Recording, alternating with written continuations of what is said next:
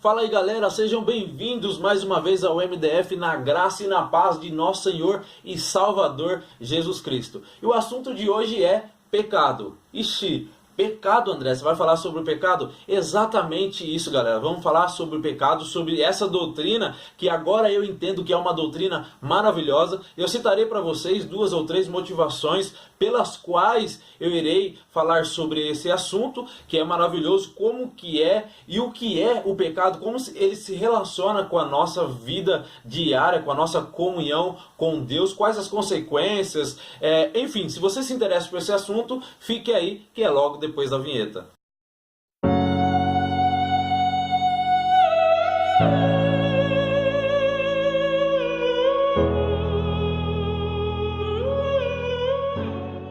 Então galera, vamos lá. Para iniciar, citarei as minhas motivações para falar sobre esse assunto. A primeira delas é que nós convivemos com o pecado, nós lidamos com isso, faz parte da nossa realidade. As pessoas falham conosco e falham também para com Deus, pecam conosco e pecam também contra Deus. Como lidar com essa realidade, o que fazer ou o que pensar sobre isso, ou saber o que Deus pensa sobre isso?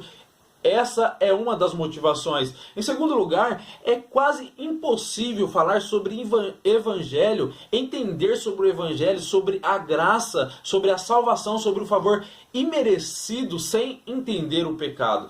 A terceira motivação, galera, é que eu tenho visto nos dias de hoje, tanto entre os cristãos como os não cristãos, uma visão muito romântica, um romantismo assim extraordinário sobre o pecado. O que eu quero dizer com isso? Uma vez que eu aceito a Cristo, que eu sou salvo, que eu sou cristão, pertenço a uma denominação ou não, uma vez que eu me torno uma nova criatura, isso significa que nunca mais eu pecarei, que eu deixarei de ser um pecador? Então é mais ou menos sobre isso que é importante a gente entender sobre essa doutrina essencial para a nossa fé cristã. Então galera, o ensino bíblico a respeito do pecado apresenta nitidamente uma dupla face, uma abissal depravação da humanidade e de contrapartida uma sobrepujante glória de Deus. A sombra do pecado está em cada aspecto da nossa realidade humana. Fora de nós, meus irmãos, o pecado ele é um inimigo que nos seduz e por dentro ele nos compele ao mal como parte de um processo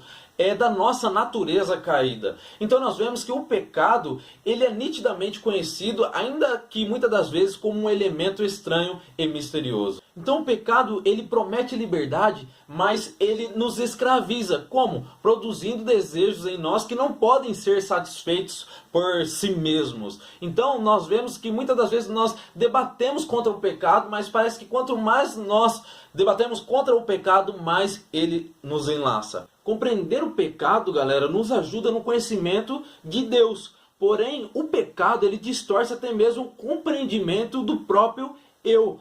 Mas uma vez que a luz da iluminação divina penetra, invade as trevas, então o pecado ele pode ser melhor analisado e combatido. Percebe-se, portanto, galera, a importância de estudar o pecado na prática e a sua gravidade. Porque o pecado ele é contra Deus, ele é contra a totalidade da criação de Deus e até a humanidade, e até mesmo o menor dos pecados, se assim pudéssemos dizer, ele pode provocar a ira e a futura condenação. E o remédio para o pecado, meus irmãos, nada menos é a morte de Cristo na cruz. Isso mesmo, a morte de Cristo salvadora na cruz do Calvário. Mas nós vemos que os resultados do pecado, eles abrangem o terror do sofrimento e da morte. E finalmente, as trevas do pecado, elas nos demonstram num contraste nítido e terrível a glória de Deus. Gravem isso, a glória de Deus. Mesmo o pecado com as suas consequências devassaladoras,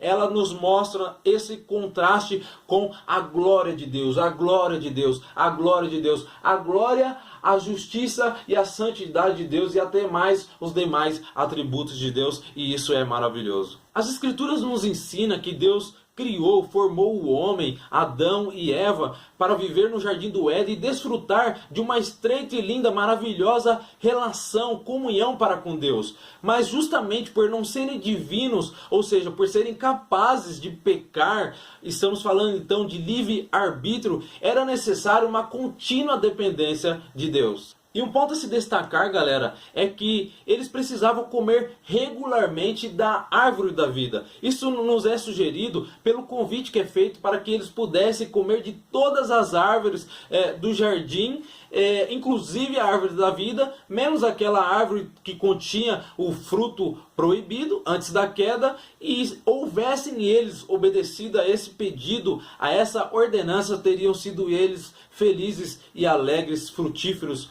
para sempre. Então, aproveitando o ensejo, é possível que Adão tenha recebido diretamente de Deus a proibição de comer daquela árvore, enquanto Eva, a sua esposa, tenha recebido através do seu marido. Então entendemos, portanto, que a responsabilidade de Adão era maior diante de Deus, enquanto Eva era mais susceptível à ação de Satanás. Talvez seja essa a explicação da ênfase que as Escrituras atribuem o pecado a Adão, quando na realidade Eva tenha pecado primeiro. Finalmente, é importante observar que o pecado deu início na livre escolha moral dos agentes, isso é, do casal, e não na tentação, a quem poderia ter resistido. Isto é, embora a tentação os incentivasse a pecar, a serpente não colheu do fruto e tampouco os forçou a comer, mas o casal que optou por assim fazê-lo. O primeiro pecado da humanidade abrangeu todos os demais pecados. O relacionamento entre Deus e os homens, baseado em uma franca comunhão, em amor, confiança e segurança, foi trocado por isolamento, autodefesa, culpa e banimento. A intimidade, a inocência e o bom relacionamento resultaram em acusação, ou seja, um começou a acusar o outro, a transferir a responsabilidade. E a rebeldia pela tentativa de uma independência resultou em dores de parto, em labuta, em sofrimento e morte. E nós vemos que após esse episódio, os olhos deles realmente foram abertos e eles tiveram acesso ao conhecimento do bem e do mal. Mas aí o que faltou foi o equilíbrio, porque ficou pesado ter todo esse conhecimento e não ter os atributos de Deus, como o amor, a sabedoria, o conhecimento, a paciência e outros mais. E nós vemos, galera, que a criação confiada aos cuidados de Adão, ela foi amaldiçoada e agora está gemendo pela libertação dos resultados da infidelidade dele. Nós vemos que essa realidade que aconteceu no Éden, após essa queda, após esse ato de pecado, essas consequências que geraram, reflete diariamente na nossa vida. Nós vemos que quando nós pecamos, quando nós falhamos com o nosso próximo, essa separação acontece, esse distanciamento, esse isolamento, essa autodefesa, essa transferência de responsabilidade, de culpa, tudo isso acontece, mas por outro lado, se a gente tem acesso à graça de Deus, tudo isso pode ser resolvido, reconstruído e solucionado. Finalmente, então, o primeiro casal trouxe a morte a todos os seus filhos e com todas as consequências do pecado.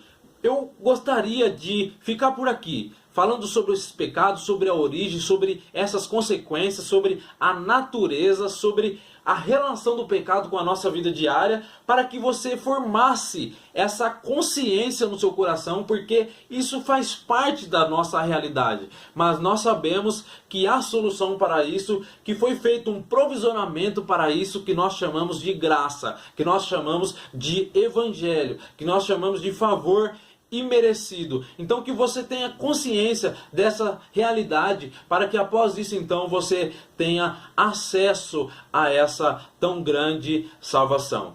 Claro que a depender de nós, claro que condicional, porque a graça de Deus já foi oferecida, a graça de Deus já foi ofertada. Então não há mais motivo, não há mais razão para eu continuar desta maneira. Basta eu tomar uma decisão para que eu tenha acesso a essa união, a esse religamento, a essa reconstrução, a esse acesso a Deus novamente, a essa intimidade e um relacionamento mútuo agradável para com Deus, porque Isaías mesmo disse que as nossas iniquidades, os nossos pecados fazem divisão entre nós e o nosso Deus para que Ele não vos ouça. Mas se nós resolvermos esse problema com ato de decisão, Deus está pronto a nos abraçar e a nos receber de volta.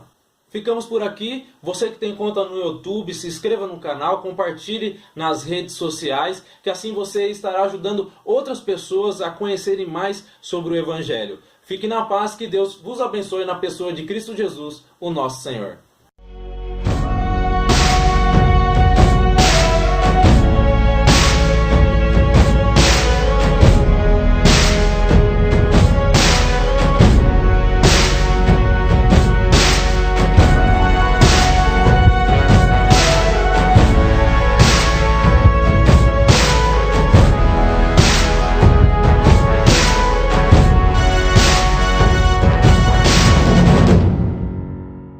Gostaria só de aproveitar o espaço aqui para um minutinho de homenagem a meu filho Caleb, que vocês estão vendo aí. Filho, essa semana você completa mais um ano, são 3 aninhos de idade. Então, o meu desejo é que Deus te abençoe, que a gente cresça junto no caminho e que eu consiga ter a capacidade de Deus de te ensinar não o caminho, mas de te ensinar no caminho. E que seu nome para mim, filho, que você representa para mim é fé. Caleb fala sobre fé, sobre um ato contínuo de fé. E que com essa fé nós venhamos transportar montes, que nós venhamos ultrapassar essa jornada aqui e conseguir chegar ao final dessa jornada em glória. Que Deus te abençoe. Parabéns, meu filho.